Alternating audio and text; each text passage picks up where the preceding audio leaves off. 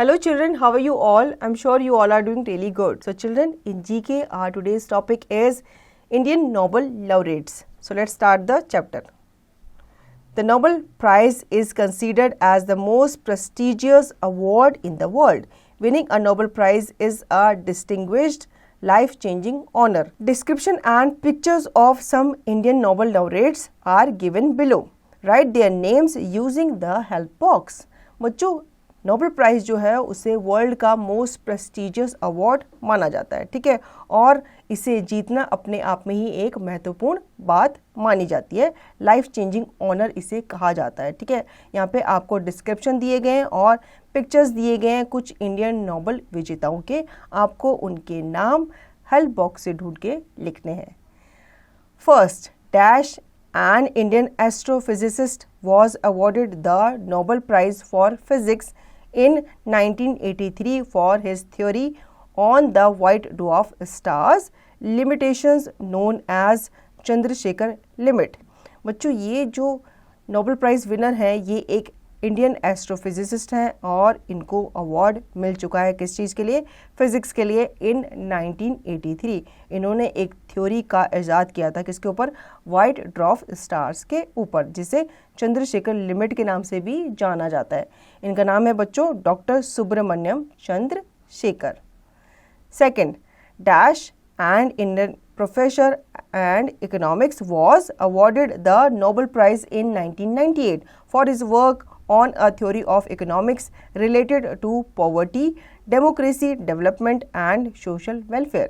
बच्चों, ये जो नोबेल प्राइज़ विनर है ये एक इंडियन प्रोफेसर रह चुके हैं इकोनॉमिक्स के, और ये नोबेल प्राइज़ इन्हें मिला था कब? 1998 में। किस चीज़ के लिए? इनकी थ्योरी, जो इन्होंने थ्योरी पे वर्क किया था, किस पे? इकोनॉमिक्स पे, रिलेटेड टू पॉवर्टी, मतलब गरीबों पे, और democracy, development and social welfare पे इन्होंने एक थ्योरी लिखी थी। उस चीज़ के लिए इन्हें नोबेल प्राइज़ मिला था। तो बच्चों, इनका नाम है doctor Amartya Sen. Third, dash was India's most popular poet and writer. He was awarded the Nobel price for literature in 1913 for Gitanjali, a collection of his poems. बच्चों, ये जो हैं ये इंडिया के पॉपुलर पोएट हैं एंड राइटर हैं, ठीक है। इन्हें नोबेल प्राइज़ मिला था इनकी लिटरेचर के लिए कब? 1913 में। इन्होंने लिखी थी गीतांजलि, जो कि इनकी पोम की कलेक्शन है। इनका नाम है बच्चों Rabindranath Tagore. Fourth, dash was awarded the Nobel price for physics in 1930 for his discovery related to light popularly known as Raman effect. बच्चों, ये जो है इनको अवार्ड मिला था कब? फिजिक्स के लिए 1930 में। इन्होंने डिस्कवरी की थी रिलेटेड टू लाइट प्रॉपर्ली, जिसे क्या कहा जाता है? रमन इफेक्ट कहा जाता है। इनका नाम है बच्चों sir C V Raman. Fifth, dash was awarded the Nobel price for peace in 1979 for her service through her charitable mission Nirmal Hriday at Kolkata for people suffering from leprosy and for those dying of poverty. बच्चों, ये जो Nobel prize winner है ये इनको price मिला था किसके लिए? क्योंकि इन्होंने चैरिटेबल काम किया था। इनका एक मिशन था, चैरिटेबल मिशन, जिसका नाम था निर्मल हृदय। उसमें ये क्या करती थी? उसमें ये ऐसे लोगों की हेल्प करती थी जिनको लेप्रोसी थी या फिर जो गरीबी रेखा के नीचे आते थे। इनका नाम है बच्चों सेंट मदर टेरेसा।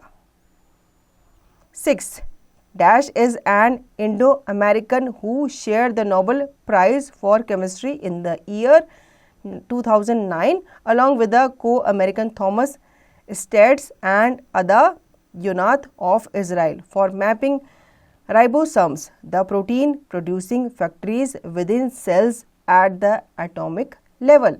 बच्चों, ये जो नोबेल विनर है, नोबेल प्राइज़ विनर है, ये एक इंडो अमेरिकन है जो कि उन्होंने अपना प्राइज़ शेयर किया था किसके साथ?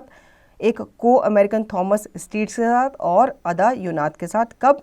ईयर 2009 में, ठीक है। इन्होंने क्या किया था? इन्होंने मैपिंग की थी राइबोसम्स की, जो कि क्या है? प्रोटीन प्रोड्यूसिंग फैक्ट्रीज है within cells at the atomic level. बच्चों, इनका नाम है doctor Venkatraman Ramakrishnan. Now seventh, dash did his doctorate in chemistry and was awarded Nobel Prize for medicine in 1968 for his study on the human genetic code and its role in protein synthesis. बच्चों, इन्होंने अपनी doctorate की थी chemistry में, ठीक है, और इनको अवार्ड मिला था किसके लिए? मेडिसिन के लिए। कब? 1968 में। इन्होंने स्टडी की थी ह्यूमन जेनेटिक कोड में और इनका रोल जो था प्रोटीन सिंथेसिस में वो काफ़ी सराहनीय माना जाता है।